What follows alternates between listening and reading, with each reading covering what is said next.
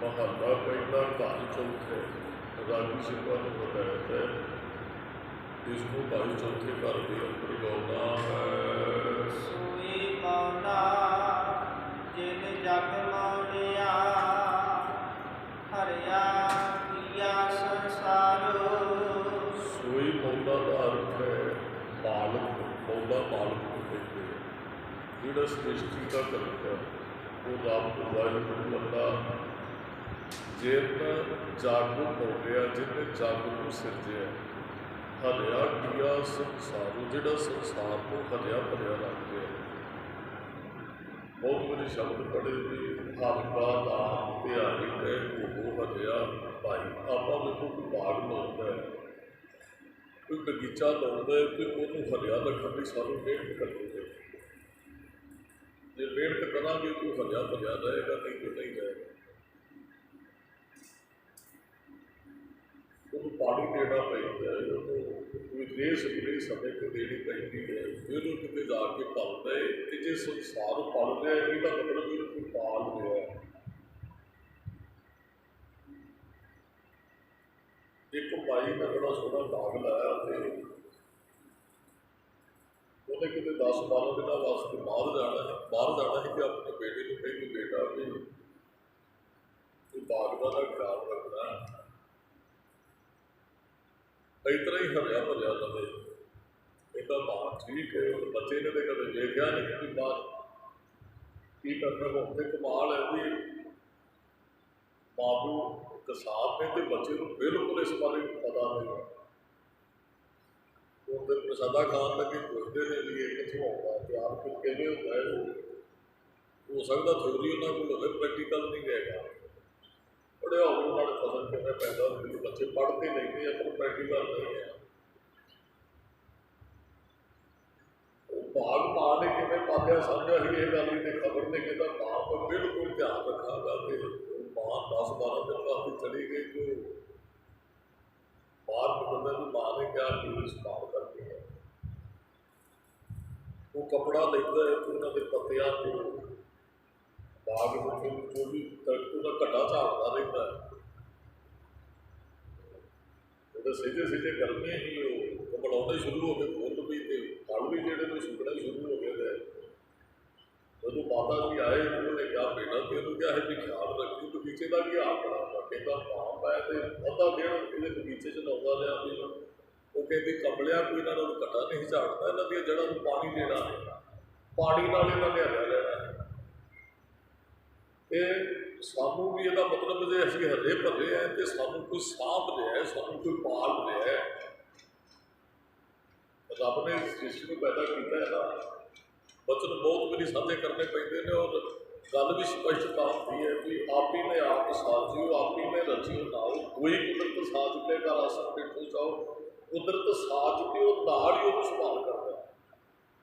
ਜਿਹਨੇ ਬਾਗ ਲਾਇਆ ਨਾ, ਮਾਲੀ ਵੀ ਉਹੀ ਹੈ, ਸੰਭਾਲ ਵੀ ਉਹ ਕਰਦਾ। ਅਤੇ ਕਿੰਨੇ ਸੋਹਣੇ ਫੁੱਲ ਖਿੜੇ ਹੋਏ ਹੈ, ਸਰੀਰ ਨੂੰ ਵੀ ਜਿਹਨਾਂ 'ਚੋਂ ਬਹਿ ਜਾਂਦੀ ਹੈ। ਕਿੰਨਾ ਸੋਹਣਾ ਬਗੀਚਾ ਰੱਬ ਦਾ ਬਣਾਇਆ ਹੋਇਆ, ਅਸੀਂ ਉਹਦੇ ਵਿੱਚ ਜੀਵ ਹੈ।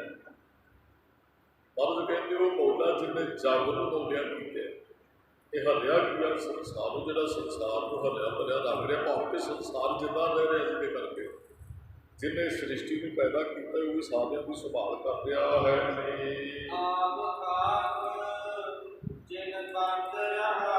ਬੜੇ ਪਿਆਰੇ ਬੋਲ ਨੇ ਕਿ ਆਪ ਕਹਿੰਦੇ ਨੇ ਪਾਣੀ ਨੂੰ, ਖਾਦ ਕਹਿੰਦੇ ਨੇ ਮਿੱਟੀ ਨੂੰ, ਬੰਦ ਰਹਾਈ ਕਹਿੰਦੇ। ਕਮਾਲ ਹੋ ਗਈ ਵੀ ਰੱਬ ਨੇ ਦੋ ਵਿਰੋਧੀ ਚੀਜ਼ਾਂ ਨੂੰ ਆਪਸ ਵਿੱਚ ਬੰਨ੍ਹ ਦਿੱਤਾ। ਪਾਣੀ ਅਤੇ ਮਿੱਟੀ ਵਿਰੋਧੀ ਚੀਜ਼ ਹੈ ਆਪਣੇ ਆਪ ਦੇ ਅੰਦਰ। ਹੁਣ ਅਸੀਂ ਸਕੂਲ 'ਚ ਵੀ ਪੜ੍ਹਿਆ ਵੀ ਜਿਵੇਂ ਮੰਨ ਲਓ ਕਿ 100 ਚੋਂ 75% ਪਾਣੀ ਹੈ ਅਤੇ 25% ਧਰਤੀ ਹੈ। ਅਤੇ ਤੁਸੀਂ ਬਾਲਟਾ ਪਾਣੀ ਦਾ ਭਰੋ ਅਤੇ 2 ਕਿਲੋ ਮਿੱਟੀ ਦਾ ਢੇਲਾ ਪਾਵੇ, ਉਹਨੂੰ ਪਕਾ ਕੇ ਵੀ ਜਿੰਨਾ ਮਰਜ਼ੀ ਅੱਗ 'ਤੇ ਵੀ ਰੱਖ ਲਓ, ਮਿੱਟੀ ਨੂੰ ਗੁੰਨ ਲਓ, ਉਹਨੂੰ ਪਕਾ ਲਓ, ਉਹਨੂੰ ਅੱਗ 'ਤੇ ਵੀ ਰੱਖ ਲਓ। ਉਹ 2 ਕਿਲੋ ਦੇ ਢੇਲੇ ਤੋਂ ਤੁਸੀਂ 10 ਕਿਲੋ ਪਾਣੀ 'ਚ ਪਾ ਦਿਓ, ਸ਼ਾਮ ਤੱਕ ਤੁਹਾਨੂੰ ਉਹਨੇ ਖੁਰ ਜਾਏਗਾ ਉਹਦੇ, ਭਾਵੇਂ ਉਹ ਤੁਸੀਂ ਪਕਾਇਆ ਵੀ ਕਿਉਂ ਨਾ ਹੋਵੇ। ਚਲੋ ਇੱਕ ਤਾਂ ਹੁੰਦਾ ਵੀ ਇਹ ਨਹੀਂ ਕਹਿੰਦੇ ਵੀ ਘੜੇ ਦੀ ਤਰ੍ਹਾਂ ਜਿਹੜਾ ਪਕਾਇਆ ਹੋਇਆ ਉਹ ਘੜਾ ਆਖਰ ਉਹ ਵੀ ਖਤਮ ਹੁੰਦਾ ਹੈ। ਉਹ ਪਾਣੀ ਕਰਕੇ ਗਲ ਜਾਂਦਾ ਹੈ। ਕੁੰਭੇ ਬੰਦਾ ਜਾਣਦਾ ਹੈ ਜਾਣਦੇ ਨੂੰ ਕੁੰਭ ਨਾ ਹੋਏ। ਮਹਾਰਾਜ ਨੇ ਕਹਿੰਦੇ ਪਾਣੀ ਨੂੰ ਘੜਾ ਬੰਨ੍ਹਦਾ ਤੇ ਪਾਣੀ ਨੂੰ ਬੰਨ੍ਹ ਕੇ ਰੱਖਦਾ ਹੈ ਤੇ ਖੀਰ ਨੂੰ ਉਹ ਘੜਾ ਵੀ ਇੱਕ ਦਿਨ ਖਰਾਬ ਹੋ ਜਾਂਦਾ ਹੈ। ਪਰ ਮਹਾਰਾਜ ਨੇ ਤੇ ਮਿੱਟੀ ਦੇ ਪਾਣੀ ਨੂੰ ਆਪਸ ਵਿੱਚ ਬੰਨ੍ਹ ਕੇ, ਮਿੱਟੀ ਖੁਦੀ ਕਿਉਂ ਨਹੀਂ ਧੀਨਾ ਸੀ ਹੋ ਗਿਆ, ਮਿੱਟੀ ਤੇ ਪੱਕੀ ਹੋਈ ਨਹੀਂ ਹੈ, ਚਲੋ ਉਹ ਘੜਾ ਬਣਿਆ। 10 ਬੜਾ ਢੇਲਾ ਮਿੱਟੀ ਦਾ ਤੁਸੀਂ ਅੱਗ ਤੇ ਇੱਕ ਵਾਰੀ ਪਕਾ ਲਓ ਤੇ ਉਹਨੂੰ ਫਿਰ ਰੱਖ ਦਿਓ, ਸਿੱਧੇ ਪਾਣੀ ਉਹਨੂੰ ਗਾਲ ਦਿੰਦਾ ਹੈ, ਪਰ ਧਰਤੀ ਨੂੰ ਤੇ ਉਹਨੇ ਬੰਨ੍ਹ ਕੇ ਰੱਖਿਆ ਮਾਰ। ਜਾਂ ਕਈ ਵਾਰੀ ਬਚਨ ਆਏ ਕਿ ਬੱਕਰੀ ਸਿੰਘ ਇੱਕ ਤੈ ਥਾਣੇ ਰੱਖਦਾ ਹੈ, ਕਹਿੰਦੇ ਉਹ ਚਾਹੇ ਆਪਣਾ ਅਨੰਦਪੁਰ ਸਾਹਿਬ ਜਾਂਦੇ ਆ, ਉਹ ਜਗ੍ਹਾ ਆਉਂਦੀ ਹੈ ਜਦੋਂ ਗੁਰੂ ਨਾਨਕ ਸਾਹਿਬ 612 ਸਾਲ ਦੀ ਉਮਰ ਦਾ, ਅਤੇ ਉੱਥੇ ਘਟਨਾ ਵਾਪਰੀ ਵੀ ਸ਼ੇਰ ਬੱਕਰੀਆਂ ਨੂੰ ਚਾਰ ਲਿਆ। ਕਮਾਲ ਹੋ ਗਈ, ਸ਼ੇਰ ਬੱਕਰੀਆਂ ਚਾਰਦਾ ਵੀ ਸ਼ੇਰ ਬੱਕਰੀਆਂ ਨੂੰ ਖਾਂਦਾ ਹੈ, ਔਰ ਉਹ ਚਾਹਵੇ ਕਿ ਸ਼ੇਰਾਂ ਨੂੰ ਬੱਕਰੀਆਂ ਦੀ ਰਾਖੀ ਤੇ ਲਾ ਦਿੰਦਾ ਹੈ। ਇੱਦਾਂ ਹੀ ਹੁੰਦਾ ਆਪ ਖਾਕ ਜਿੰਨ ਬੰਦ ਦਹਾਈ ਦਿੰਦਾ ਹੈ, ਪਾਣੀ ਤੇ ਮਿੱਟੀ ਨੂੰ ਆਪਸ ਵਿੱਚ ਬੰਨ੍ਹ ਕੇ ਰੱਖਿਆ। ਧਨ ਸਿਰਜਣਹਾਰ, ਉਹ ਧਨ ਹੈ ਸਿਰਜਣਹਾਰ। ਤੁਸੀਂ ਦੋਵੇਂ ਵਿਰੋਧੀ ਸ਼ਬਦ ਨਹੀਂ ਜੋੜ ਕੇ, ਵਿਰੋਧੀ ਚੀਜ਼ਾਂ ਨੇ ਪਦਾਰਥ ਨਾਲ ਕੁਝ ਵੀ ਗੱਲ ਜੋੜ ਕੇ ਰੱਖ ਸਕਦੇ, ਰੱਬ ਨੇ ਤਾਂ ਬੰਨ੍ਹ ਕੇ ਰੱਖੇ ਹੋਏ ਆ। ਧਨ ਹੈ ਜਿਹਨੇ ਸ੍ਰਿਸ਼ਟੀ ਨੂੰ ਸਿਰਜਿਆ, ਉਹਦੇ ਹੁਕਮ 'ਚ ਹੈ ਮਰਨਾ ਮੁੱਲਾ ਮਰਨਾ। ਇਹਦੇ ਅਰਥ ਇੱਕ ਤਾਂ ਇਹ ਵੀ ਮੁੱਲਾ ਇੱਕ ਦਿਨ ਮਰਦਾ ਹੈ, ਦੂਸਰੇ ਦਾ ਅਰਥ ਇਹ ਵੀ ਮੁੱਲਾ ਮੌਤ ਤੋਂ ਸਾਰੇ ਡਰਦੇ ਹੈ। ਅਸੀਂ ਸਾਰੇ ਜੋ ਵੀ ਜੀਵ ਪੈਦਾ ਹੋਇਆ ਉਹ ਮੌਤ ਤੋਂ ਡਰਦਾ ਹੈ। ਉਹ ਮਨੁੱਖ ਹੈ, ਉਹ ਪਸ਼ੂ ਹੈ, ਉਹ ਪੰਛੀ ਹੈ, ਕੁਝ ਵੀ ਹੈ, ਉਹ ਡਰਦਾ ਮੌਤ ਤੋਂ। ਤੁਸੀਂ ਤੇ ਕੀੜੀ ਨੂੰ ਪਕੜੋ, ਕਿਸੇ ਜਾਨਵਰ ਨੂੰ ਪਕੜੋ, ਤੁਹਾਡੇ ਹੱਥਾਂ 'ਚ ਨਹੀਂ ਆਏ। ਕਾਰਨ ਇਹ ਹੈ ਵੀ ਫੜਨ ਵਾਲਾ ਮੈਨੂੰ ਮਾਰੇਗਾ। ਮਹਾਰਾਜ ਕਹਿੰਦੇ ਮੁੱਲਾ ਇਹ ਸਾਰਾ ਸੰਸਾਰ ਮੌਤ ਤੋਂ ਡਰਦਾ ਹੈ, ਇੱਕ ਦਿਨ ਮੌਤ ਦੇ ਮੂੰਹ 'ਚ ਸਾਰਿਆਂ ਨੇ ਪੈ ਜਾਣਾ ਹੈ। ਹਾਂ, ਸਾਨੂੰ ਕਰਤਾਰ ਤੋਂ ਡਰ ਕੇ ਰਹਿਣਾ ਚਾਹੀਦਾ ਹੈ। ਸਭ ਬਹੁਤ ਵਾਰੀ ਆਪਾਂ ਵਰਤਦੇ ਵੀ ਰੱਬ ਤੋਂ ਡਰ ਕੇ ਚੱਲਣਾ ਚਾਹੀਦਾ ਹੈ, ਰੱਬ ਦੇ ਭੈ 'ਚ ਰਹਿਣਾ ਚਾਹੀਦਾ ਹੈ, ਰੱਬ ਦੇ ਰੰਗਾਂ 'ਚ ਰਾਜੀ ਰਹਿਣਾ ਚਾਹੀਦਾ ਹੈ।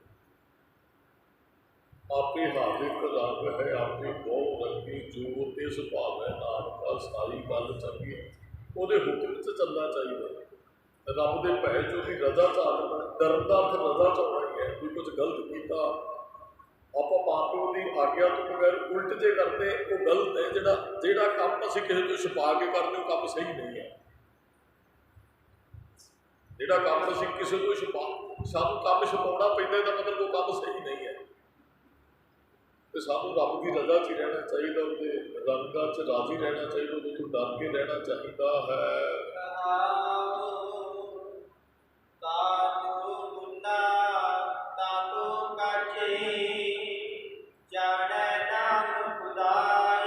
ਮਹਾਰਾਜ ਕਹਿੰਦੇ ਜੇ ਤੂੰ ਖੁਦਾ ਦੇ ਨਾਮ ਨੂੰ ਜਾਣਦਾ ਤਾਂ ਤੂੰ ਮੁੱਲਾ ਤੇ ਕਾਜੀ ਹੈ। ਐਵੇਂ ਨਹੀਂ ਵੀ ਧਾਰਮਿਕ ਬਾਣਾ ਪਾ ਲਿਓ। ਕਾਜੀ ਕਹਿੰਦੇ ਨੇ ਵੀ ਇੱਕ ਨਾ ਨਵਾਬ ਇੱਕ ਇਸਲਾਮੀ ਸ਼ਰਾਹ ਦੇ ਵਿੱਚ ਨਾ ਇੱਕ ਪਦਵੀ ਤੇ ਨਿਯੁਕਤ ਕਰਦਾ ਹੈ ਕਿਸੇ ਨੂੰ। ਉਹ ਕਾਜੀ ਹੈ, ਉਹ ਜੱਜ ਮੰਨ ਲਓ ਕਿ ਉਹ ਉਸ ਧਰਮ ਦਾ ਜੱਜ ਹੁੰਦਾ ਹੈ। ਉਹ ਜਿਹਨੂੰ ਫਤਵਾ ਲਾ ਦਿੰਦਾ, ਕੋਈ ਅਪੀਲ ਦਲੀਲ ਨਹੀਂ ਫਿਰਦੀ ਹੁੰਦੀ, ਉਹ ਜਿਹੜਾ ਕਾਜੀ ਹੁੰਦਾ ਹੈ। ਇਤਿਹਾਸ ਆਪਾਂ ਭੁੱਲੀਏ ਤੇ ਸਾਨੂੰ ਉਹ ਕਾਜੀ ਹੋਏ ਰਿਸ਼ਵਤੀ ਵੱਡੀ ਲੈ ਕੇ ਹੱਕ ਗਵਾਏ, ਉਹ ਵੱਡੀ ਲੈ ਕੇ ਵਿਕੇ ਹੋਏ ਕਾਜੀ ਸਾਨੂੰ ਨਜ਼ਰ ਆਉਂਦੇ ਆ। ਜਿਵੇਂ ਸਾਹਿਬਜ਼ਾਦਿਆਂ ਤੇ ਫਤਵਾਜ਼ਾਰੀ ਕਰਦੇ ਨਾ, ਇਹਨਾਂ ਨੂੰ ਨੀਆਂ 'ਚ ਖੜੇ ਕਰਕੇ ਪਹਿਲਾਂ ਬਹੁਤ ਟੌਰਚਰ ਕੀਤਾ ਗਿਆ। ਉਹ ਸਲਾਮ ਨਹੀਂ ਸੀ ਇਸ ਦੀ ਇਜਾਜ਼ਤ ਦਿੰਦਾ। ਜਿਹੜਾ ਉੱਥੇ ਕੰਮ ਹੋਇਆ, ਸਲਾਮ ਬਿਲਕੁਲ ਇਸ ਕੰਮ ਦੇ ਖਿਲਾਫ ਹੈ, ਔਰ ਉੱਥੇ ਫਤਵਾਜ਼ਾਰੀ ਹੋਇਆ। ਇਹਦਾ ਮਤਲਬ ਉਹ ਕਾਜੀ ਰਿਸ਼ਵਤੀ ਹੀ ਕਿ ਉਹਨੇ ਸਰਕਾਰ ਦੇ ਕਹਿਣ 'ਤੇ ਕੀਤਾ ਜੋ ਕੁਝ ਕੀਤਾ।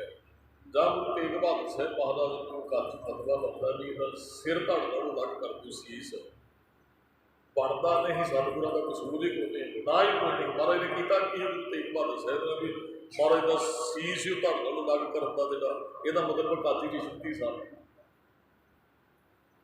ਵੱਡੀ ਲੈ ਕੇ ਹੱਕ ਗਵਾਏ, ਵੱਡੀ ਪੈਸੇ ਲੈ ਕੇ ਆਪਣਾ ਹੱਕ ਗਵਾ ਕੇ ਆਪ ਕੇ ਮਨ ਮਰਜ਼ੀ ਦੀਆਂ ਫਿਰ ਗੱਲਾਂ ਕਰਨ ਲੱਗੇ। ਮਹਾਰਾਜ ਕਹਿੰਦੇ ਤੂੰ ਤਾਂ ਕਾਜੀ ਹੈ, ਤਾਂ ਤੂੰ ਖੁੱਲਾ ਹੈ ਜੇ ਉਸ ਖੁਦਾ ਦੇ ਨਾਮ ਨੂੰ ਜਾਣਦਾ, ਜੇ ਉਹਦੇ ਭੈ 'ਚ ਚੱਲਦਾ ਹੈ ਤਾਂ। ਮਹਾਰਾਜ ਕਹਿੰਦੇ कहते जे बहुता भी कोई पढ़िया होगा भाव के अपने आप को सियाणा समझे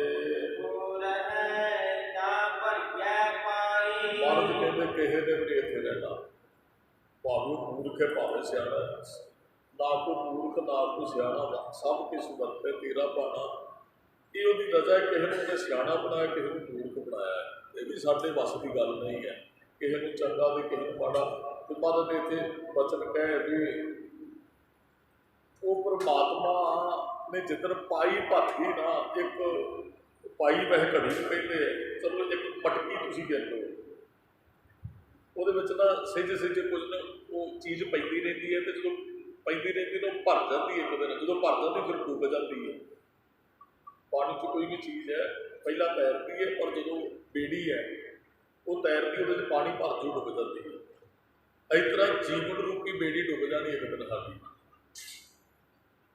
ਜਾਂ ਪਾਈ ਭਰੀ ਜਾਨੀ ਵਾਲਾ ਘੱਟ ਚਲਾਇਆ ਉਹ ਜਿੱਦਣ ਚਲੋ ਇੱਕ ਤਾਂ ਹੁੰਦਾ ਵੀ ਸਰੀਰ ਖਾਲੀ ਹੋ ਜਾਣਾ ਸਵਾਸਾਂ ਤੋਂ ਰਹਿਤ ਹੋ ਜਾਣਾ ਇੱਥੇ ਮਹਾਰਾਜ ਨੇ ਭਰਨ ਦੀ ਗੱਲ ਕੀਤੀ ਜਦੋਂ ਉਹ ਮਟਕੀ ਭਰਤੀ ਨਾ ਫਿਰ ਉਹਨੇ ਡੁੱਬ ਜਾਣਾ ਭਾਵ ਕੇ ਫਿਰ ਮੌਤ ਆ ਜਾਣੀ ਭਾਵੇਂ ਕੋਈ ਜਿੰਨਾ ਮਰਜ਼ੀ ਸਿਆਣਾ ਬਹੁਤ ਵਿਦਵਾਨਾਂ ਨੂੰ ਕਿਹੜੀ ਨਹੀਂ ਆਉਂਦੀ ਹੈ ਰਾਣਾ ਰਾਉ ਨਾ ਬੋ ਰਹੇ ਰੰਗ ਨਾ ਤੂੰਗ ਫਕੀਰ ਵਾਦੀ ਆਪੋ ਆਪਣੀ ਕੋਏ ਨਾ ਬੰਦੇ ਤੀਰ ਜਿੰਨੀ ਮਰਜ਼ੀ ਕੋਈ ਅਫਲਾ ਤੁਮ ਨੇ ਸਿਆਣ ਤੋਂ ਵਰਤੀ मरना पिया वो मौत लैन आई तो उन्हें मौत को भुलेखा पाया अफलातून ने उन्हें अपने वर्गे कई शरीर बनाए तो यहो ਜਿਹੇ शरीर बनाए कोई भुलेखा पैदा है भी असली कौन है तो नकली कौन है आप ना एक नानकसर के कोल ना बही जाना पिंड है थोड़ा जहा दरगल भी 10-12 किलोमीटर होएगा मैनू तो गया दरगल हो गए 15-20 साल हो गए होने आप जी कितने जाए उत्थे ना सारी अरदास बनी हुई है अरदास जिन्हें सिंह शहीद हुए हैं उन्होंने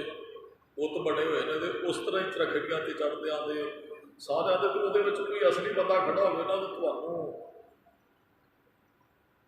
छेती कितना पता नहीं लगेगा भी असली इंसान खड़ा है जहाँ ये बुत बने हुए वो वैसे दर्शन करने वाली चीज़ है अरदास सारी जी उत्थे उन्हें बनाई पर जो अं दर्शन किए तो अद्धी अरदास बनी वो मेरे ख्याल सारी अरदास वो जो लगे ही बेहतरी वो कहते हैं कि अं सारी अरदास पूरी करनी है ਇਹਦਾ ਮਤਲਬ ਹੁਣ ਪੂਰੀ ਹੋ ਗਈ ਹੋਏਗੀ ਤੇ ਉਹਦੇ ਵਿੱਚ ਪਤਾ ਨਹੀਂ ਲੱਗਦਾ ਕਿ ਅਸਲੀ ਬੰਦਾ ਉਹ ਯੁੱਧ ਵਿੱਚ ਹੁੰਦੇ ਉਹਨਾਂ ਨੇ ਵਿਖਾਏ ਨੇ ਉਹ ਪੀਰ ਪੰਨੂ ਦੀ ਜੇਲ੍ਹ 'ਚ ਬੀਬੀਆਂ ਦੇ ਜਿਵੇਂ ਉਹ ਸਾਰਾ ਇਹਨਾਂ ਦੇ ਕੋਈ ਬੱਚਾ ਨਾਲ ਖਿਲਾਰ ਦੋ ਤੁਹਾਨੂੰ ਪਤਾ ਨਹੀਂ ਲੱਗੇਗਾ ਵੀ ਇਹ ਜੀਵਤ ਹੈ ਕਿ ਜਾਂ ਉਹ ਬੱਚੇ ਜਿਹੜੇ ਕੈਦ 'ਚ ਨੇ ਉਹ ਖੜੇ ਹੋਏ ਨੇ ਵੀ ਇਹੋ ਜਿਹੀ ਉਹਨਾਂ ਕਲਾਕਾਰ ਨੇ ਉੱਥੇ ਦਿਖਾਈ ਹੈ ਉਹ ਆਪਣਾ ਉਹਨੇ ਆਪਣੇ ਵਰਗੇ ਅਨੇਕਾਂ ਸਰੀਰ ਬਣਾਏ ਮੌਤ ਨੂੰ ਵੀ ਭੁਲੇਖਾ ਪੈ ਗਿਆ ਵੀ ਹੁਣ ਅਸਲੀ ਆਪਣਾ ਹੈ ਕੌਣ ਹੈ ਵੀ ਜਿਹਦੇ 'ਚੋਂ ਜਿੰਦ ਕੱਢਾ वो वापस जाती है कहती थी वो इन्ना की सियाना है उन्हें तो मौत भी भुलेखा फिर रब ने क्या कहते भी बंदा अपने अहंकार करके मरता है रावण को मार कोई नहीं सकता रावण अपनी हौमे करके मरे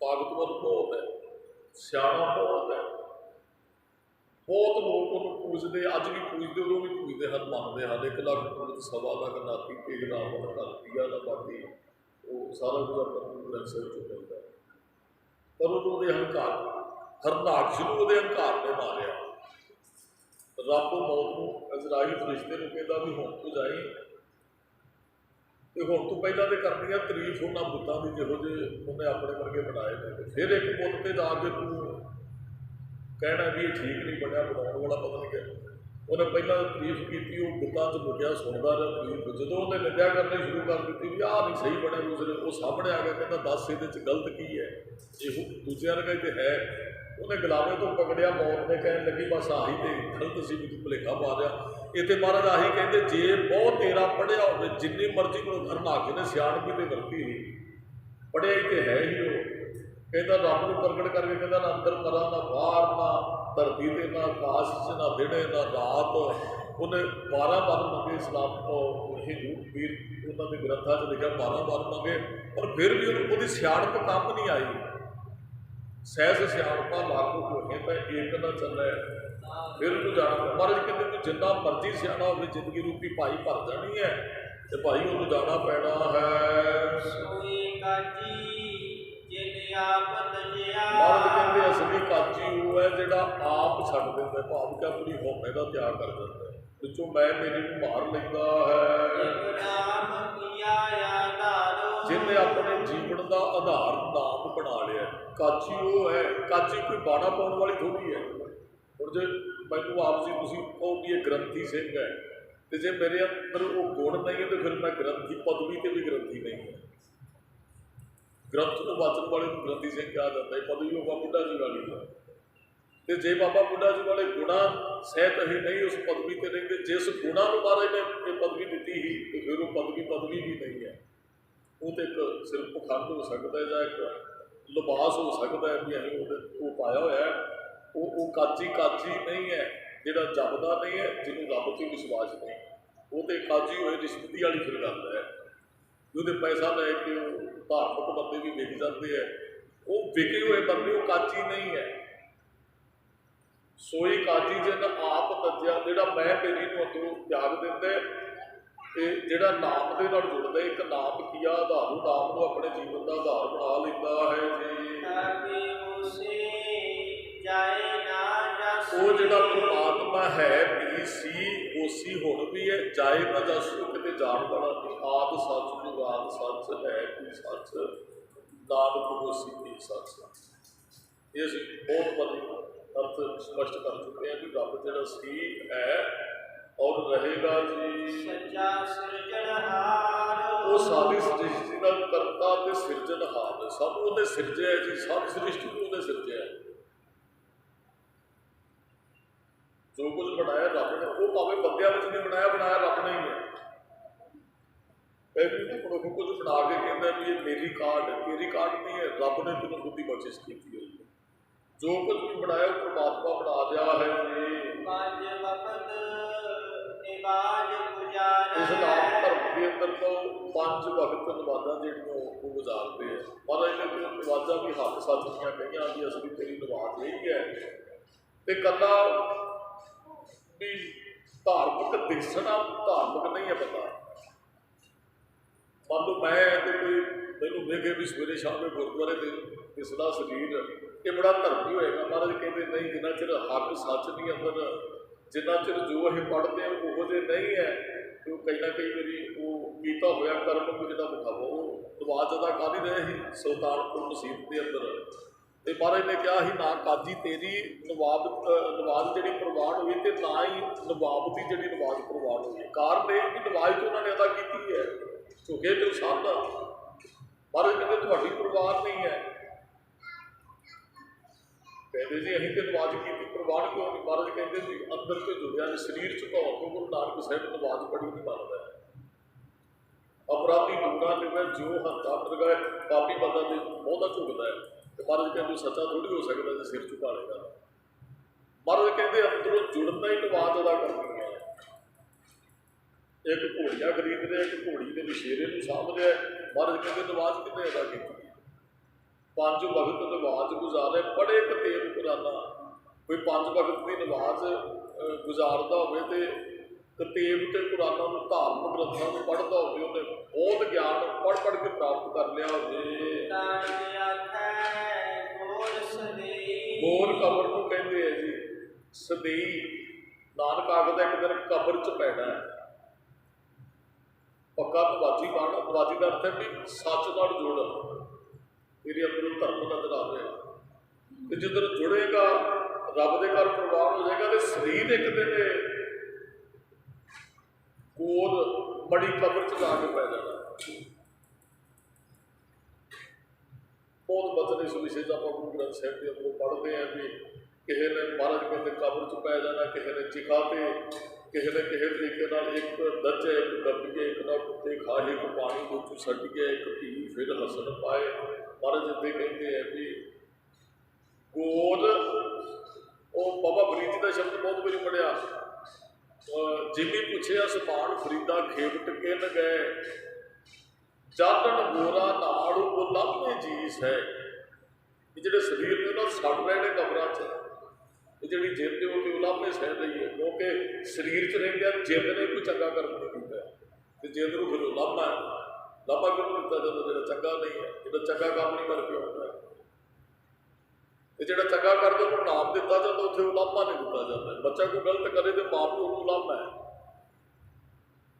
ਕਹਿੰਦੇ ਜੇ ਤੂੰ ਉਲਾਮੇ ਸਹਾਰਦੀ ਹੈ ਤੇ ਸਰੀਰ ਕਬਰਾਂ 'ਚ ਪਿਆ। ਨਾਨਕ ਆਖੇ ਗੋਰਸ ਗਈ, ਜਿੱਧਰ ਕਬਰ ਨੇ ਸੱਦ ਲਿਆ ਨਾ ਤੇ ਫਿਰ ਮਹਾਰਾਜ ਕਹਿੰਦੇ ਹਨ, ਮਹਾਰਾਜ ਕਹਿੰਦੇ ਫਿਰ ਪੀਣਾ ਖਾਣਾ ਰਹਿ ਜਾਣਾ। ਬੋਡੀ ਹੁਣ ਪੀਂਦੀ ਖਾਂਦੀ ਥੋੜੀ ਜਦੋਂ ਕੋਈ ਚਲਾ ਜਾਂਦਾ ਉਹ ਫਿਰ ਇਹ ਵੀ ਇੱਕ ਰੱਬ ਨੇ ਲਿਖਿਆ ਹੁੰਦਾ ਵੀ ਕਿੰਨਾ ਕਿਸੇ ਨੇ ਕਿੰਨਾ ਕੁ ਛਕਣਾ, ਜਿੱਥੇ ਜਿੱਥੇ ਛਕਣਾ ਕੋਈ ਛਕ ਕੇ ਨਾ ਜਿੱਦਣ ਫਿਰ ਫੁੱਕ ਜਾਂਦਾ ਸਾਡਾ ਇੱਥੇ ਦਾਣਾ ਪਾਣੀ, ਫਿਰ ਬੰਦਾ ਤੁਰ ਜਾਂਦਾ।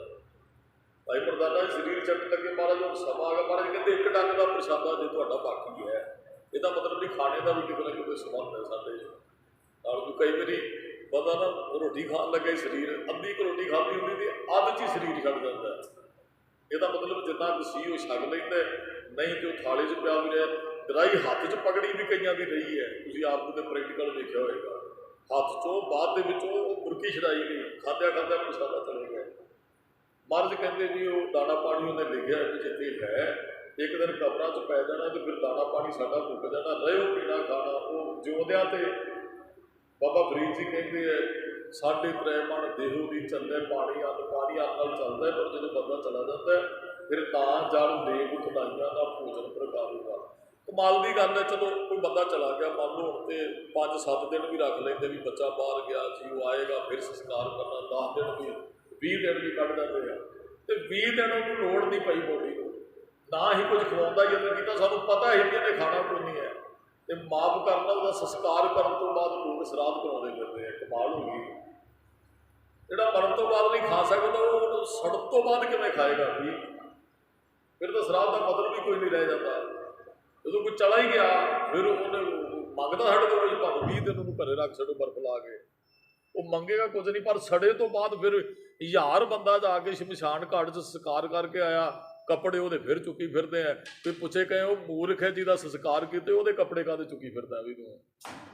ਗ੍ਰੰਥੀ ਸਿੰਘ ਨੂੰ ਦੇ ਵੀ ਜਿਹਨੇ ਬਾਣੀ ਪੜ੍ਹੀ ਤੈਨੂੰ ਬਾਣੀ ਸੁਣਾਈ ਹੈ ਬਾਪੂ ਦੇ ਨਾਂ ਤੇ, ਉਹ ਗ੍ਰੰਥੀ ਸਿੰਘ ਨੂੰ ਦੇ ਦੇ ਤੇ ਤੂੰ ਉਹ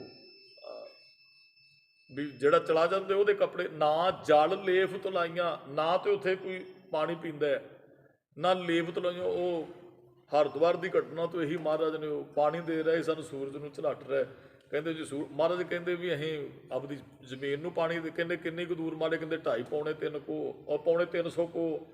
ਕਹਿੰਦੇ ਜੀ ਬਾਬਾ ਏਡੀ ਦੂਰ ਪਾਣੀ ਕਿਵੇਂ ਜਾਇਆ? ਕਹਿੰਦੇ ਜੇ ਤੁਹਾਡਾ ਸੂਰਜ ਤੱਕ ਜਾ ਸਕਦਾ ਤੇ ਸਾਡਾ ਵੀ। ਇਹ ਸਿੱਖਿਆ ਸੀ ਮਹਾਰਾਜ ਦੀ।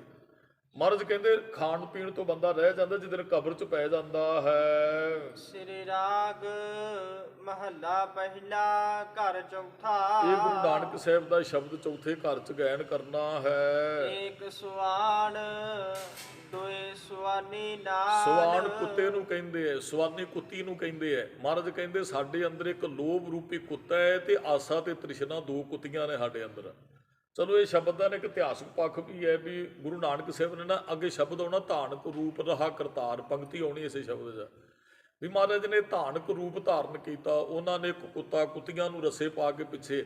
ਅਸਲ ਦੇ ਵਿੱਚ ਗੱਲ ਅੰਦਰ ਦੀ ਹੀ। ਚਲੋ ਬਣਾਉਣ ਵਾਲੇ ਨੇ, ਇਤਿਹਾਸ ਲਿਖਣ ਵਾਲਿਆਂ ਨੂੰ ਬਾਹਰ ਦੀ ਗੱਲ ਵੀ ਮਹਾਰਾਜ ਨੇ ਇਹੋ ਜਿਹਾ ਰੂਪ ਆਪਣਾ ਧਾਰਨ, ਇਹਨੂੰ ਮਰਾਸੀ ਵਾਲਾ ਰੂਪ ਕਹਿੰਦੇ ਆ ਜੀ, ਜਿਹੜਾ ਉਹ ਧਾਰਨ ਕਰਨਾ।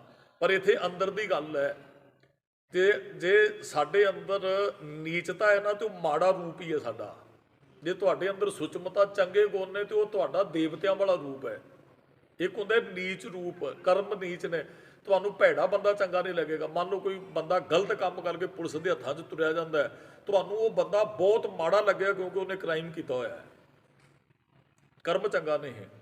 ਮਹਾਰਾਜ ਕਹਿੰਦੇ ਇੱਕ ਤੇ ਲੋਭ ਰੂਪੀ ਕੁੱਤਾ ਸਾਡੇ ਅੰਦਰ ਭੌਂਕਦਾ। ਲੋਭ ਲਹਿਰ ਜਿਉਂ ਸਵਾਨ ਹਲਕ ਹੈ ਹਲਕਿਓ ਸਭੇ ਬਗਾਰੇ। ਲੱਭ ਕੁੱਤਾ ਕੂੜ ਚੂੜਾ ਠੱਗ ਖਾਦਾ ਮੁਰਦਾ, ਠੱਗ ਕੇ ਖਾਣਾ ਮੁਰਦਾ ਖਾਣਾ। ਉਹ ਲੋਭ ਰੂਪੀ ਕੁੱਤਾ ਫਿਰਨਾ ਭੌਂਕਦਾ ਹੈ ਤੇ ਉਹ ਕਿਸੇ ਨੂੰ ਬਖਸ਼ਦਾ ਨਹੀਂ। ਮਹਾਰਾਜ ਕਹਿੰਦੇ ਸਾਡੇ ਅੰਦਰ ਲੋਭ ਰੂਪੀ ਕੁੱਤਾ, ਆਸਾ ਤੇ ਤ੍ਰਿਸ਼ਨਾ 2, ਇਹ ਸਾਡੀਆਂ ਕਦੇ ਖਤਮ ਨਹੀਂ ਹੁੰਦੀਆਂ ਜੀ। ਆਸਾ ਤੇ ਤ੍ਰਿਸ਼ਨਾ ਇਹ ਕੁੱਤੀਆਂ ਨੇ ਜਿਵੇਂ ਸਵਾਨ, ਤੇ ਇਹ ਰੱਜਦੇ ਨਹੀਂ ਕਦੇ। ਇਸ ਤਰ੍ਹਾਂ ਬੰਦਾ ਉਹ ਆਸਾ ਤੇ ਤ੍ਰਿਸ਼ਨਾ ਦੇ ਅਧੀਨ ਰਹਿੰਦਾ, ਕਦੇ ਤ੍ਰਿਪਤ ਨਹੀਂ ਹੁੰਦਾ ਹੈ ਜੀ। ਭਲਕੇ ਭੌਂਕੈ ਸਦਾ ਬਿਆਨ। ਭਲਕੇ ਦਾ ਅਰਥ ਰੋਜ਼ ਭੌਂਕਦਾ ਹੈ ਲੋਭ ਸਾਡੇ ਅੰਦਰ। ਆਪਾਂ ਕੱਲ ਵੀ ਨਹੀਂ ਰੱਜੇ, ਅੱਜ ਵੀ ਨਹੀਂ ਰੱਜਣਾ, ਕੱਲ ਨੂੰ ਵੀ ਨਹੀਂ ਰੱਜਣਾ, ਪਰਸੋਂ ਵੀ ਨਹੀਂ ਰੱਜਣਾ। ਰੋਜ਼ ਇਹ ਲੋਭ ਰੂਪੀ ਕੁੱਤਾ ਭੌਂਕੇਗਾ ਜੀ। ਕੂੜ ਛੁਰਾ ਮੁੱਠਾ ਮੁਰਦਾਰ। ਕਹਿੰਦੇ ਝੂਠ ਰੂਪੀ ਛੁਰਾ ਫੜਿਆ ਹੈ ਤੇ ਮੁੱਠਾ ਮੁਰਦਾਰ ਕਹਿੰਦੇ ਪਰਾਈ ਠੱਗੀ ਮਾਰ ਕੇ ਖਾਂਦਾ ਹੈ। ਇਹਨੂੰ ਮੁਰਦਾਰ ਖਾਣਾ ਕਿਹਾ। ਬਹੁਤ ਵਾਰੀ ਬਚਨ ਸਾਂਝੇ ਕੀਤੇ, ਯਾਦ ਹੈ ਸਾਰਿਆਂ ਨੂੰ। ਮਹਾਰਾਜ ਕਹਿੰਦੇ ਗੁਰ ਪੀਰ ਹਾਮਾ ਤਾਂ ਭਰੇ ਜਾ ਮੁਰਦਾਰ ਨਾ ਖਾਏ। ਤੇ ਮਹਾਰਾਜ ਕਹਿੰਦੇ ਝੂਠ ਬੋਲ ਕੇ ਖਾਣਾ ਮੁਰਦਾਰ ਖਾਣਾ, ਠੱਗ ਕੇ ਖਾਣਾ ਮੁਰਦਾਰ ਖਾਣਾ ਹੈ। ਮੁਰਦਾਰ ਦਾ ਅਰਥ ਸਮਝ, ਮੁਰਦਾ ਕੋਈ ਖਾਏਗਾ ਨਹੀਂ ਖਾਂਦਾ। ਮਾਸ ਤੇ ਬਹੁਤ ਝਗੜਾ ਸਾਡਾ, ਮਾਸ ਖਾਣਾ ਚਾਹੀਦਾ ਕਿ ਨਹੀਂ ਖਾਣਾ ਚਾਹੀਦਾ, ਨਹੀਂ ਖਾਣਾ ਚਾਹੀਦਾ। ਤੇ ਉਹ ਉਸ ਬੰਦੇ ਨੂੰ ਪੁੱਛੇ ਤੂੰ ਤੇ ਬਹੁਤ ਮਾਸ ਬੜਿਆਂ ਦਾ ਖਾ ਲਿਆ, ਪੁੱਛੇਗਾ ਕਿਵੇਂ, ਕਹਿੰਦਾ ਤੂੰ ਤੇ ਫਲਾਣੇ ਬੰਦੇ ਨੂੰ ਵੀ ਠੱਗਿਆ, ਮੈਂ ਵੇਖਿਆ, ਵੈਸੇ ਤੂੰ ਮਾਸ ਦੀ ਝਗੜੀ ਜ਼ਿਆਦਾ ਨਹੀਂ ਖਾਣਾ ਚਾਹੀਦਾ। ਮਹਾਰਾਜ ਕਹਿੰਦੇ ਠੱਗ ਕੇ ਖਾਣਾ ਹੀ ਮਾਸ ਖਾਣਾ ਹੈ। ਦੂਸਰੇ ਦਾ ਚਲੋ ਪੰਥ ਫੈਸਲਾ ਲਏਗਾ ਨਾ ਵੀ ਖਾਣਾ ਚਾਹੀਦਾ ਕਿ ਨਹੀਂ। ਉਹ ਸਿੰਘ ਸਾਹਿਬ ਦਾ ਪਿੱਛੇ ਬਿਆਨ ਵੀ ਆਇਆ, ਚਲੋ ਉਹ ਆਪਣੇ ਅੰਦਰ ਦੀ ਅਵਸਥਾ ਹੈ ਜੀ। ਤੁਸੀਂ ਕੀ ਕਰਨਾ ਚਾਹੁੰਦੇ, ਤੁਸੀਂ ਜੇ ਖਾਂਦੇ ਹੋ ਤੇ ਮੈਂ ਖਾਂਦਾ ਹੈ ਤੇ ਮੈਂ ਖਾਣ ਦਾ ਪ੍ਰਚਾਰ ਕਰਾਂਗਾ ਜ਼ਰੂਰ ਭਾਈ, ਕੋਈ ਡਰ ਨਹੀਂ ਹੈ। ਉਹ ਸਾਡੇ ਦੇ ਪ੍ਰਚਾਰਕ ਆਏ ਫਿਰ ਜਾਣਾ, ਕਹਿੰਦਾ ਉਹ ਮੁਰਗਿਆਂ ਨੇ ਕਿਹੜੇ ਹੱਲ ਜੋੜੇ ਉਹਨਾਂ ਦੇ ਨਾਲ ਜੋ ਖਾ ਲੈਣੇ ਚਾਹੀਦੇ ਆ। ਇਹ ਗੱਲ ਨਹੀਂ ਹੈਗੀ ਵੀ ਇੱਕ ਵੈਸੇ ਅਸੀਂ ਗੱਲ ਕਰਦੀ ਹੈ ਜੀ ਮੁਰਗਿਆਂ ਨੇ ਕਿਹੜੇ ਹੱਲ ਖਿੱਚਣੇ ਆ। ਇਹ ਸਾਡੇ ਅੰਦਰ ਨਾਲ ਗੱਲਾਂ ਜੁੜੀਆਂ ਹੋਈਆਂ ਨੇ। ਤੁਹਾਡਾ ਮਨ ਕੀ ਕਹਿੰਦਾ ਹੈ, ਮਹਾਰਾਜ ਨੇ ਲਿਖ ਕੇ ਵੀ ਦਿੱਤਾ ਹੈ, ਜੋ ਸਭ ਭਾਂ ਏਕ ਖੁਦਾਏ ਕਹੇ ਤੋ ਤੋ ਕਿਉ ਮੁਰਗੀ। ਰੱਬ ਸਾਰਿਆਂ 'ਚ, ਇਹਦਾ ਮਤਲਬ ਅਸੀਂ ਜ਼ੁਬਾਨ ਦੇ ਰਸ ਵਾਸਤੇ ਕੁਝ ਨਹੀਂ ਕਰਨਾ।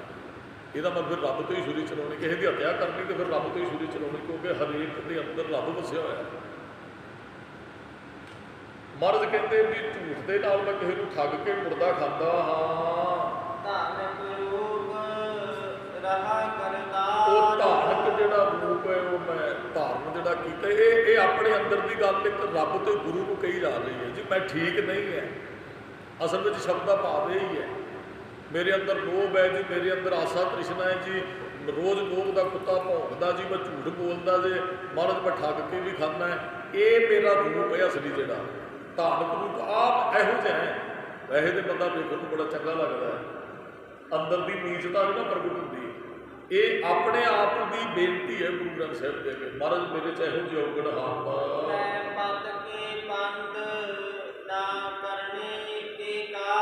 ਨਾ ਮੈਂ ਚੰਗੇ ਰਸਤੇ ਦੇ ਪੰਜ ਰਸਤੇ ਨੂੰ ਕਹਿੰਦੇ ਪਤ ਇੱਜ਼ਤ ਵਾਲਾ ਰਸਤਾ ਮੇਰਾ, ਤੇ ਨਾ ਹੀ ਮੇਰੀ ਕਰਨੀ ਚੰਗੀ ਹੈ। ਮੈਂ ਉਹ ਕੰਮ ਨਹੀਂ ਕਰਦਾ ਜਿਸ ਕੰਮ ਤੇ ਮੈਨੂੰ ਸਤਿਕਾਰ ਮਿਲੇ, ਪਿਆਰ ਮਿਲੇ ਜਾਂ ਮੇਰੀ ਇੱਜ਼ਤ ਬਣੇ ਵੀ ਇਹ ਚੰਗੇ ਕੰਮ ਕਰਦਾ। ਮਹਾਰਾਜ ਉਸ ਰਸਤੇ ਤੇ ਮੈਂ ਕੋਈ ਨਹੀਂ ਜੇ ਚੱਲਦਾ, ਮੇਰੀ ਕਰਨੀ ਬਿਲਕੁਲ ਚੰਗੀ ਨਹੀਂ। ਮੇਰਾ ਉਹ ਰੂਪ ਬੜਾ ਵਿਗੜਿਆ ਹੋਇਆ ਹੈ, ਔਰ ਰਾਹ ਵਿਕਰਾਲ ਵੀ ਮੈਂ ਸਦਾ ਦੁਖੀ ਰਹਿੰਦਾ, ਝੂਠਦਾ ਰਹਿੰਦਾ, ਵਹਿਮ ਦੇ ਅੰਦਰ ਹੈ ਤੇ ਸਦਾ ਡਰਦਾ ਰਹਿੰਦਾ ਹਾਂ ਜੀ। ਮੈਨੂੰ ਇਸ ਗੱਲ ਦਾ ਪਤਾ ਹੈ ਵੀ ਤੇਰਾ ਇੱਕ ਨਾਮ ਜਿਹੜਾ ਉਹ ਸੰਸਾਰ ਨੂੰ ਤਾਰਨ ਦੀ ਤਾਕਤ ਰੱਖਦਾ ਹੈ। ਉਹ ਡੁੱਬਦੇ ਪੱਥਰ ਤਾਰੇ ਇਹ ਬਖਸ਼ਿਸ਼ ਵਰਤਾਉਂਦਾ ਹੈ। ਪੱਥਰ ਦਾ ਦੂਸਰੇ ਨਹੀਂ, ਪੱਥਰ ਦਾ ਹੁੰਦਾ ਹੈ ਵੀ ਕਈ ਵਾਰੀ ਪੱਥਰ ਦੇਣ ਮਨੁੱਖ ਹੁੰਦਾ, ਉਹ ਵੀ ਤਰ ਜਾਂਦਾ ਜੇ ਕਿਤੇ ਉਹ ਸ਼ਬਦ ਦੇ ਨਾਲ ਜੁੜਦੇ ਤੇ ਗੁਰੂ ਕਿਰਪਾ ਕਰ ਦਿੰਦਾ। ਮਹਾਰਾਜ ਕਹਿੰਦੇ ਇਸ ਗੱਲ ਦਾ ਪਤਾ ਹੈ ਵੀ ਤੇਰਾ ਇੱਕ ਨਾਮ ਤਾਰੇ ਸੰਸਾਰ, ਤੇਰਾ ਇੱਕ ਨਾਮ ਜਿਹੜਾ ਉਹ ਸਾਰੇ ਸੰਸਾਰ ਨੂੰ ਤਾਰ ਰਿਹਾ ਹੈ। ਔਰ ਜਿਹੜੇ ਜਪਦੇ ਨੇ ਪ੍ਰਭ ਦਾ ਸਿਮਰਨ ਸਭ ਤੋਂ ਉੱਚਾ, ਪ੍ਰਭ ਕਾ ਸਿਮਰਨ ਉਧਰੇ ਉੱਚਾ, ਉਹ ਨਾਮ ਦਾ ਆਸਰਾ ਲੈ ਕੇ ਭਵ ਸਾਗਰ ਤੋਂ ਪਾਰ ਹੋ ਜਾਂਦੇ ਹਨ। ਬਸ ਮੈਨੂੰ ਇਹੀ ਆਸ ਹੈ ਕਿ ਨਾਮ ਜਪਿਆ ਮੈਂ ਪਾਰ ਹੋਵਾਂਗਾ, ਤੇ ਇਹੀ ਨਾਮ ਹੀ ਆਧਾਰ ਹੈ ਜੀਵ ਦਾ। ਬਸ ਇਸ ਆਸ ਤੇ ਜਿਉਂਦਾ ਹਾਂ ਜੀ। ਵਿਸ਼ਰਾਮ ਦੇ ਕੇ ਮਹਾਰਾਜ ਕਹਿੰਦੇ ਹਨ, ਮਹਾਰਾਜ ਮੈਂ ਮੁਖ ਤੋਂ ਨਿੰਦਿਆ ਕਰਦਾ ਹੈ ਤੇ ਦਿਨ ਰਾਤ ਮੇਰਾ ਇਸ ਤਰ੍ਹਾਂ ਹੀ ਲੱਗਦਾ ਹੈ। ਇਹ ਤੇ ਸਾਡੇ ਅੰਦਰ ਔਗਣ ਤੇ ਨਹੀਂ ਹੈ। ਗੁਆਂਢੀ ਕੀ ਕਰਦੇ, ਉਹਨੇ ਕੀ ਕੀਤਾ, ਫਲਾਣੇ ਨੇ ਕੀ ਕੀਤਾ, ਫਲਾਣਾ ਕੀ ਕਰਦਾ, ਫਲਾਣਾ ਕੀ ਕਰਦਾ। ਉਪਰ ਸਾਡਾ ਧਿਆਨ ਇਹਦੇ ਨਹੀਂ ਰਹਿੰਦਾ, ਇਹਨਾਂ ਦਾ ਲਾਭ ਜਾਣਾ। ਉਹ ਅਸੀਂ ਐਵੇਂ ਬਿਨਾਂ ਗੱਲ ਤੋਂ ਅਸੀਂ ਬੋਲਦੇ ਹਾਂ, ਬਿਨਾਂ ਗੱਲ ਤੋਂ ਅਸੀਂ ਕਿਸੇ ਦੀ ਨਿੰਦਿਆ ਕਰਦੇ ਹਾਂ। ਇਹਦੇ ਸਾਡੇ ਅੰਦਰ ਤੇ ਇਹ ਜੈਲਸੀ ਦਾ ਕਹਿ ਲਓ, ਅਸੀਂ ਈਰਖਾ। ਉਹ ਗੁਰੂ ਨਾਨਕ ਸਾਹਿਬ ਜੀ ਦਾ ਸੰਗਲਾਦੀਪ ਗਏ, ਉੱਥੋਂ ਦੇ ਰਾਜੇ ਨੇ ਇੱਕ ਸਵਾਲ, ਮਹਾਰਾਜ ਕਹਿੰਦੇ ਵੀ ਤੁਹਾਡੇ ਜੀਵਨ 'ਚ ਸੁੱਖ ਕਿਉਂ ਨਹੀਂ ਹੈ। ਮਹਾਰਾਜ ਨੇ ਵੇਖਿਆ ਵੀ ਸਾਰੇ ਦੁਖੀ ਲੱਗਦੇ ਆ। ਉਹ ਰਾਜੇ ਨੇ ਇੱਕ ਗੱਲ ਕਹੀ, ਕਹਿੰਦਾ ਜੀ ਸਾਡੇ ਦੁਖੀ ਹੋਣ ਦਾ ਕਾਰਨ ਵੀ ਅਸੀਂ ਈਰਖਾ ਕਰਦੇ ਇੱਕ ਦੂਜੇ ਨਾਲ। ਕਹਿੰਦਾ ਵੀ ਇਹ ਤੇ ਮਾੜੀ ਗੱਲ ਹੈ, ਈਰਖਾ ਕਰਦੇ, ਜਿਹਦੇ ਨਾਲ ਈਰਖਾ ਕਰਦਾ ਕਿ ਨਿੰਦਿਆ ਵੀ ਉਹਦੀ ਕਰਾਂਗਾ, ਹੁਣ ਉਹਦੇ ਜਿੰਨੇ ਮਰਜ਼ੀ ਚੰਗੇ ਹੋ। ਮੱਖੀ ਦਾ ਕੰਮ ਹੈ ਉਹ ਫਿਣਸੀ ਤੇ ਫੋੜੇ ਤੇ ਗੰਦਗੀ ਤੇ ਪਾਕ ਤੇ ਬਹਿਣਾ, ਉਹ ਦੂਸਰੇ ਸਰੀਰ ਤੇ ਨਹੀਂ ਬੈਠਦੀ ਹੈ ਜਿੱਥੇ ਵਧੀਆ। ਸਾਡੀ ਵੀ ਕਈ ਵਾਰੀ ਹਾਲਤ ਇਹੋ ਜਿਹੀ ਹੁੰਦੀ ਵੀ ਉਹਦੇ ਚੌਗਣ ਵੇਖਣਾ ਵੀ ਇਹਦੀ ਚੌਗਣ ਕੀ ਗੁਣ ਨਹੀਂ, ਅਸੀਂ ਵੇਖਦੇ ਹਾਂ ਕਿ ਇਸ ਗੁਣ ਵੇਖ ਕੇ ਉਹਦੀ ਇਸਤਤ ਕਰਨੀ ਚਾਹੀਦੀ ਹੈ।